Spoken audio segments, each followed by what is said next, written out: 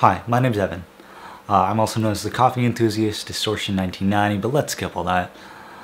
So, first of all, why am I making a video for WeStopHate? Well, I'm making a video for WeStopHate, first of all, because I believe in what it stands for.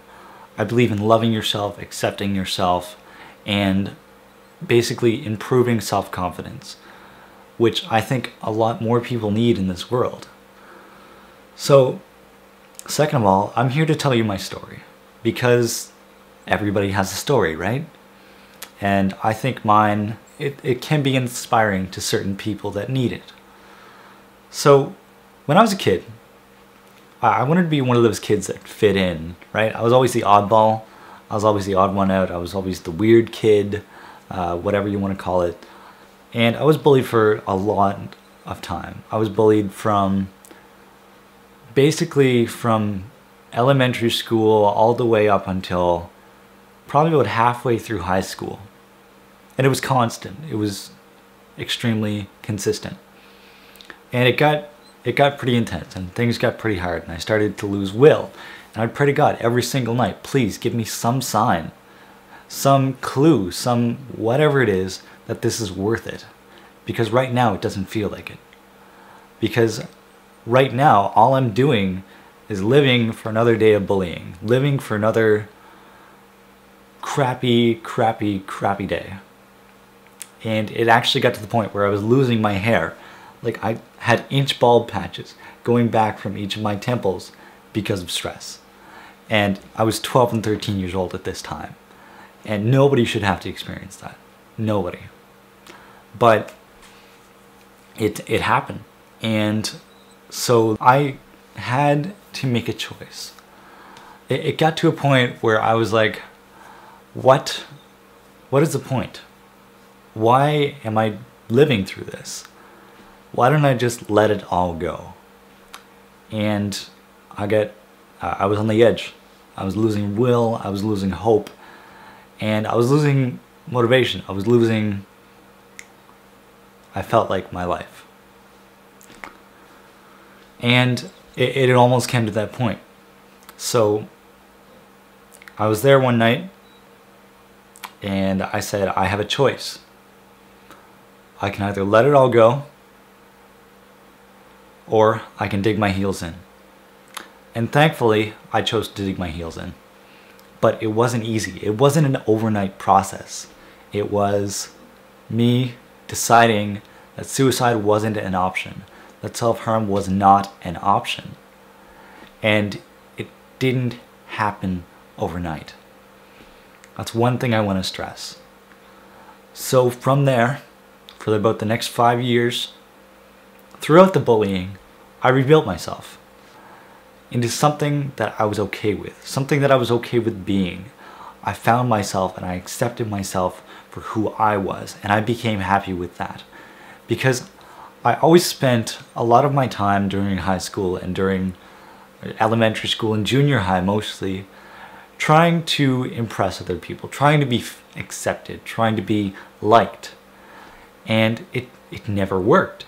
And I'm sitting here and I'm going, why isn't this working? What is the problem? I don't understand. You know, I'm trying, so hard and nothing is working. But once I became happy with who I was, once I spent those 5 years rebuilding myself, rebuilding and accepting exactly who I was, all these people that had made fun of me for so long, for so many years, they all came back to me like I was their best friend the whole time. I said, no, that's not how this works. But basically, if I had one tip for someone that was on the edge, for someone that was about to let go, for someone that was having a hard time, I would say live for one thing. Live for the sunrise. Live to see the grass grow. Live to see the trees. Live to see something tiny, something so tiny, so for sure guaranteed. Live to see where life takes you. Because there is life after high school. And it's crazy. I know it. I know it sounds crazy right now. There is life after elementary school and junior high and high school and even university. There is life. There's always another day. And that's one of the main lessons I wanted to share, is that it isn't over. There is more days coming, and there are better things coming. And I guarantee you that. Life can be crazy. I have experienced this, as I'm sure you have too. But it is not over. Live for the people that you meet. Live for the path that life takes you on. Live for the sunrise. Live for whatever you need to live for. But live. Because it's worth it. Even when it doesn't seem like it, it's worth it. And I guarantee you that. I guarantee you that. Don't let go. Don't. Now, I'm not saying that it's going to be easy. Of course not. It was hard as hell for me. But it was worth it. It was worth it. And it's worth it for you too.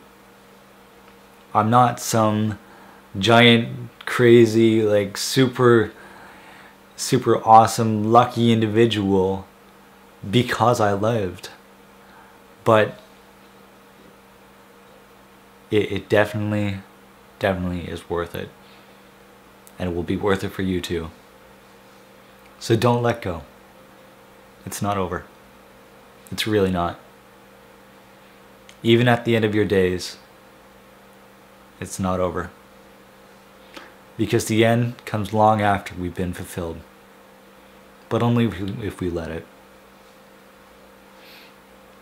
So don't let go. Don't let go. And yes, I had vices. Everyone does. I drank a lot of coffee. I played guitar. I listened to music. I did whatever I needed to do. But I lived at first for that sunrise. For that next day. To see the clouds in the sky. And to recognize them for what they were. For another day. And another chance. Because life isn't over. Keep on living just to live, if nothing else. If nobody else, then just live for yourself. And that's one of the things that kept me going. And it wasn't easy, but it was worth it. So, thank you for watching this video. And I really support what WeStopHate is doing here. I really do. And keep it up. And links will be in the description if you want to see more than me. But I really do believe in what WeStopHate is doing. So thank you. See you later.